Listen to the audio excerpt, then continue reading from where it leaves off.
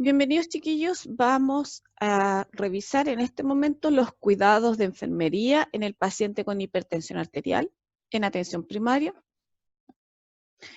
Ya revisamos, ¿no es cierto?, todo lo que tiene que ver con el examen de medicina preventiva, revisamos las generalidades del programa cardiovascular, los factores de riesgo, y ahora vamos a ir paso a paso analizando qué debemos hacer con el paciente hipertenso.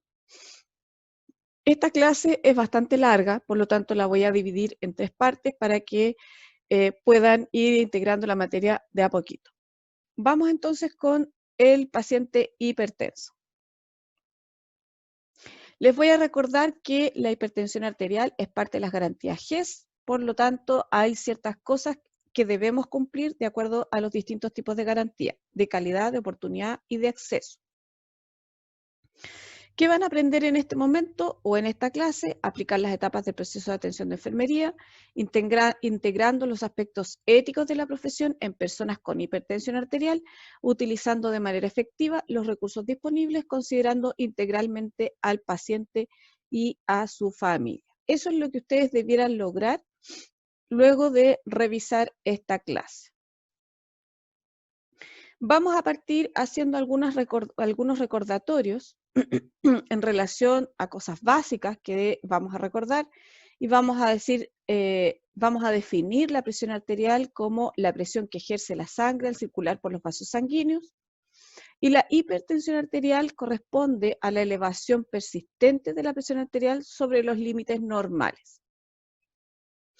Los valores normales o los valores de hipertensión arterial van a ser mayores a 140 milímetros de mercurio y la presión arterial diastólica mayor a 90. Cualquiera de esos valores elevados ya vamos a suponer que hay una hipertensión arterial.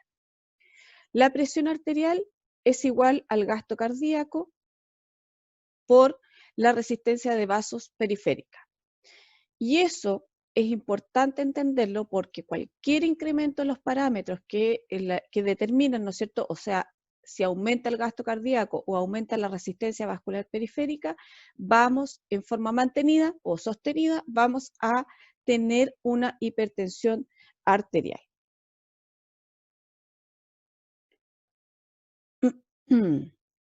Dentro de la epidemiología de la hipertensión arterial, vamos a tener que la importancia de la hipertensión arterial como problema de salud pública radica en que es causal importante de morbimortalidad cardiovascular. Como yo les explicaba en la clase de factores de riesgo, más que una causa es un factor de riesgo importante para la enfermedad cerebrovascular y la enfermedad coronaria.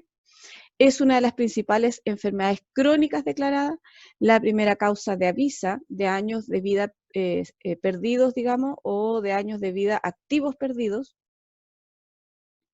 Además, 1 de cada 7 muertes es atribuible a esta enfermedad, tiene una prevalencia, yo diría que más del 33,7% en estos momentos, mayor prevalencia en hombres y mejor adherencia al tratamiento en mujeres. Para los que se están preguntando específicamente de los avisa, lo que se hace es sumar los años de vida perdidos por muerte prematura y los años de vida vividos con discapacidad. O sea, son en el fondo años de vida que están inutilizados. Es un indicador de salud pública. Vamos a tener una clasificación en relación al origen, ¿ya?, de la hipertensión arterial, y vamos a hablar de que la mayor cantidad de pacientes que tenemos tienen hipertensión esencial o primaria, corresponden al 90-95%, y esto quiere decir que no hay una causa específica, el mecanismo inicial se desconoce, ¿ya? Por lo tanto, podemos entender que no es que no tenga una causa, sino que tiene múltiples factores de riesgo y no hay una sola causa que sea la que produce la hipertensión arterial. Esto está bastante claro en su guía clínica, que ya la tienen en su aula virtual. Y después vamos a tener la hipertensión arterial secundaria, que corresponde al 5 al 10%, que es muy poquito, que tiene una causa clara, ¿ya? Podría ser, por ejemplo, la enfermedad renal crónica, la hipertensión que se llama hipertensión renovascular, algunas enfermedades endocrinas, la hipertensión causada por fármacos o drogas y la que es asociada a la obesidad. A esos tipos de hipertensión arterial le vamos a llamar secundaria. Y en ese caso, en las hipertensiones secundarias, lo que tenemos que hacer es principalmente atacar la causa de esta hipertensión. Vamos a recordar algunos algoritmos en relación al EMPA, ¿ya? Y vamos a tener que, lo primero es, vamos a hacer el examen de medicina preventiva, vamos a probablemente a sospechar hipertensión arterial cuando tenemos valores mayores a 140/90, vamos a solicitar un perfil de presión arterial para poder realizar la confirmación diagnóstica con técnica estandarizada. Una vez que tenemos el perfil de presión arterial, ¿no es cierto?, que tiene que ser con técnica estandarizada, lo vamos a derivar a médico y el médico va a determinar la etapa de hipertensión arterial, va a establecer el riesgo cardiovascular, que eso de alguna forma ya lo vimos, y de acuerdo al riesgo, ¿no es cierto?, que está acá abajo, vamos a tener el inicio de tratamiento y dependiendo de este riesgo es el tipo de tratamiento que va a tener esa persona. En relación a las etapas de la hipertensión arterial, que nos van a orientar también al riesgo cardiovascular, tenemos la etapa 1 que corresponde a una presión arterial de 140/159 de sistólica y 90/99 de diastólica. La etapa 2 que va de 160/179 con 100/109 y la etapa 3 que es mayor o igual a 180/110. Actualmente se está discutiendo si los valores de presión arterial se van a disminuir para evitar, ¿no es cierto?, las complicaciones en edades más avanzadas, ¿ya? Y recuerden que el riesgo cardiovascular es la probabilidad que tiene un individuo de tener un evento cardiovascular en los próximos 10 años. Todo esto está en la página número 4 de la Guía Clínica de Hipertensión Arterial. Pero lo importante es lo que está acá arriba, que es lo que usted hace de acuerdo al resultado del examen de medicina preventiva y tiene que derivarlo al perfil de presión arterial. Valores que tienen que considerar, aquí los tienen más grandes, la etapa 1 de 140/159 con 90/99, la etapa 2 160/179, 100/109 y etapa 3 mayor o igual a 180/110. La técnica estandarizada, tenemos que tener claro que existe una técnica para tomar la presión arterial que no es la forma habitual en que ustedes lo hacen, para poder tener un buen perfil de presión arterial que nos va a orientar al diagnóstico, porque en el fondo lo que queremos no es hacer un tamizaje, sino que vamos a hacer un diagnóstico. Y aquí está, ¿no es cierto?, la técnica estandarizada vamos a tener que lo primero que vamos a hacer es informar a la persona sobre el procedimiento que vamos a realizar. Tenemos que medir la presión arterial sentada y la presión arterial de pie, ¿ya? La extremidad superior debe apoyarse en una mesa a la altura del corazón. Primero se mide un brazo y después se mide el otro y se anota cuál brazo es cuál presión corresponde a cuál brazo, ¿ya? Cuando se mide la presión en posición acostada, la extremidad superior deberá quedar en extensión sobre la cama y si procede hay que colocar una almohada o similar bajo el codo para mantener esta posición. Coloque el manómetro, y esto es súper importante, a nivel de los ojos del examinador y de la aurícula derecha del examinado. Siempre el manómetro, el relojito, digamos, tiene que estar a nivel de la aurícula derecha o a nivel del corazón, ¿no es cierto? Y de tal manera que le permita leer claramente la graduación de la columna de mercurio, si es de mercurio, que ya no se usa, o si es, digamos, de relojito, vamos a usar también tener claro que tenemos que verlo bien. Hay que ubicar la arteria braquial o humeral por palpación en el lado interno del brazo y pliegue del codo, ¿no es cierto?, en la fosa antecubital. Hay que poner el manguito ajustado, firme y seleccionado de acuerdo a la circunferencia del brazo del examinado. Si es un manguito muy grande o muy chico, me van a variar los valores de presión arterial.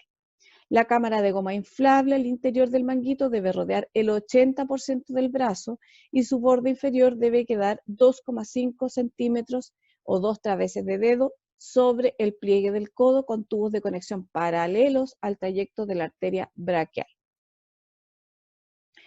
Determina el nivel máximo de insuflación y para ello vamos a hacer la presión arterial palpatoria, ¿no es cierto? Sin dejar de presionar la arteria, vamos a inflar lentamente el manguito hasta el nivel de presión en que deja de palparse el pulso radial, que sería la presión sistólica palpatoria, y al valor de presión sistólica palpatoria identificado hay que sumarle 30 milímetros de mercurio.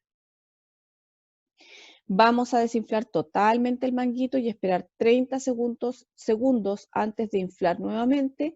Vamos a colocar el diafragma del fonendoscopio sobre la arteria braquial y bajo el borde inferior del manguito con una presión suave, asegurando que contacte la piel en todo momento en todo momento. Y aquí, cómo ustedes ponen en la campana o el diafragma del fonendoscopio va a tener mucho que ver con que no rocen las distintas estructuras del manguito o digamos, las conexiones del aparato para que no les haga ruido en el fonendoscopio. Insufle el manguito en forma rápida y continua hasta el nivel máximo de insuflación ya calculado. Abra la válvula de la pera de insuflación de manera tal que permita liberar el aire de la cámara a una velocidad aproximada de 2 a 4 milímetros de mercurio por segundo.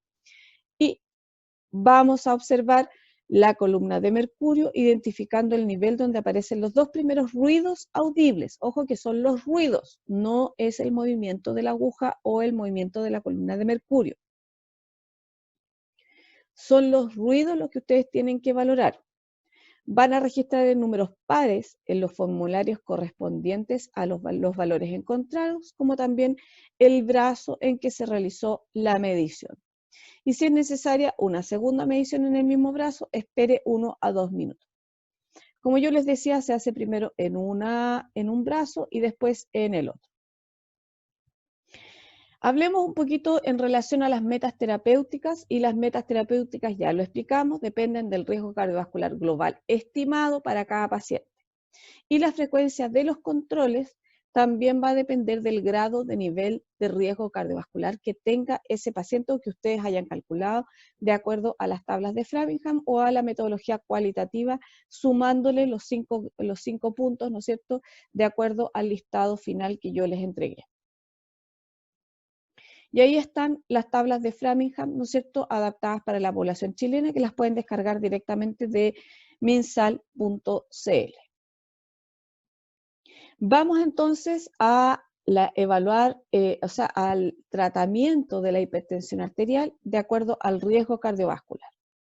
Y vamos a tener que para el riesgo cardiovascular bajo, moderado o alto, la meta terapéutica va a ser una presión arterial menor a 140-90 milímetros de mercurio. Para el riesgo cardiovascular muy alto, diabetes o nefropatía proteinúrica, ¿no es cierto?, cuando ya tenemos microalbuminuria, la meta terapéutica va a ser mucho menor, que va a corresponder a 130-80 milímetros de mercurio, ¿ya?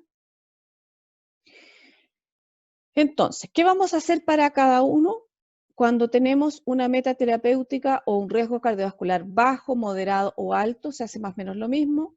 Por supuesto que en el bajo lo primero que vamos a indicar van a ser los cambios de estilos de vida, ¿ya?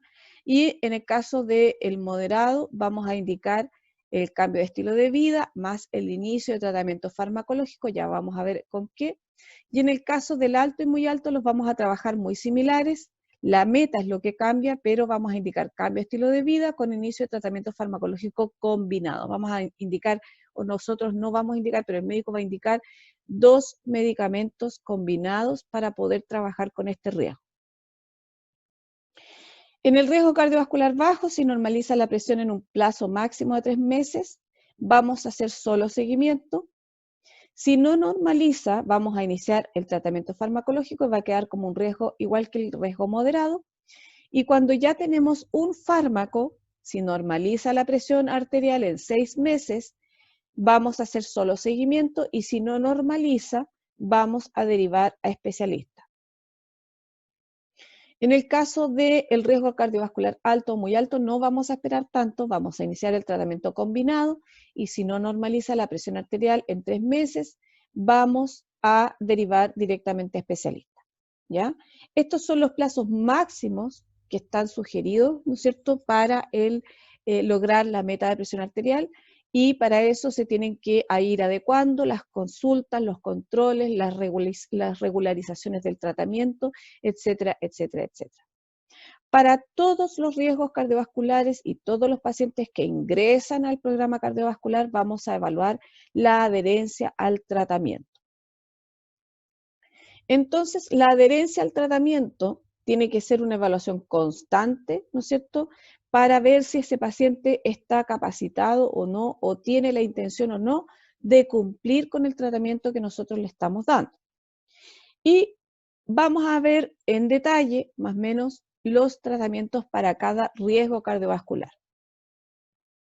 En el caso del riesgo cardiovascular bajo, ¿no es cierto?, aquella persona que tiene poco riesgo, lo primero que tenemos que hacer es indicar el cambio de estilo de vida, ¿ya? Y en ese caso vamos a hacer primero educación, ¿no es cierto? Vamos a trabajar sobre la baja de peso, si es que es obeso, aumento de la actividad física y alimentación saludable con bajos contenidos de sodio. Esas son las medidas que nosotros vamos a adoptar no farmacológicas para un bajo riesgo cardiovascular. Por supuesto que si fuma, automáticamente tiene riesgo alto, por lo tanto no entra dentro de los cambios de estilos de vida. A los 3 meses de comenzado este trabajo con el paciente, si el paciente con riesgo cardiovascular bajo no normaliza sus valores de presión arterial, tenemos que comenzar con tratamiento farmacológico. Y eso ocurre a los 3 meses, a los 3 primeros meses tenemos que hacerle un control. Entonces vamos a partir con el tratamiento farmacológico y aquí vamos a dejarlo para hacer todo el tratamiento farmacológico de una sola vez en un solo video, para que no se me vayan enredando.